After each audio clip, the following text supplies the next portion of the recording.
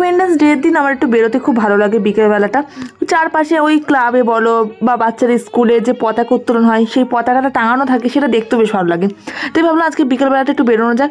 তাই রেডি হয়ে নিয়েছি, গরম ভীষণ পড়েছে আবার হঠাৎ করে, তাই হালকা পাতলা টপটা পরলাম। এর সাথে ম্যাচ করা খুব হালকা কিছু জুয়েলারি পরে নিয়েছে, ওয়াচ পরে নিয়েছে, ব্যাস রেডি। আর বেশি কিছু করবো না, কারণ আমার প্রত্যেকবার রেডি হতে হতে খুব লেট হয়েছে। আর আজকে এই গ্লাসটা বললাম, কেমন লাগছে জানিও। চলো এখন চটপট বেরিয়ে যায়। আর এই কয়েক সপ্তাহ টানা বৃষ্টিতে দেখো রাস্তার অবস্থা, ঘুরে ঘুরে যেতে হচ্ছে, সময় অনেকটা লেগে আছে, লোকজন এসে আমার জন্য ওয়েট করে। তবুও আমি লাস্ট ক্লিপ নেব, শ্যুট করবো, তবে বেরোবো, মানে এটা আমাকে করতেই হবে একদম।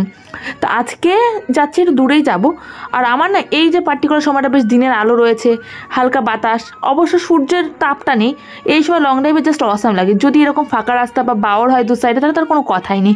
তো আমরা আজকে একটু বনগাঁ থেকে ভেতরে চলে এসেছি, একটা রিলেটিভের বাড়িতে যাবো, তাই মিষ্টি নিয়ে নিলাম। এখন যাবো বেশ গ্রামের ভেতর, আমার খুব মজা লাগছে। আর আমি যখনই বাইকে উঠে আমার চুলের অবস্থা এরকম হয়, মানে আমি যতই ঠিক করি, যতই খোপা করে যাই, পনিটেল না করি, তাও এরকম। বাড়িতে আসার সাথে সাথে তো অনেক স্ন্যাক্স দিয়েছে, সন্ধ্যাবেলা স্ন্যাক্স খেতে ভালো লাগে, কিন্তু আজকে আমার খাওয়ার মুড ছিল না, তবুও একটু বেগুনি খেলাম। সন্ধ্যাবেলায় গরম বেগুনি ভালোই লাগে, তার সাথে পাঁপড় ভাজা ছিল। ব্যাস, শর্টসটা এখানে শেষ করছি, টাটা।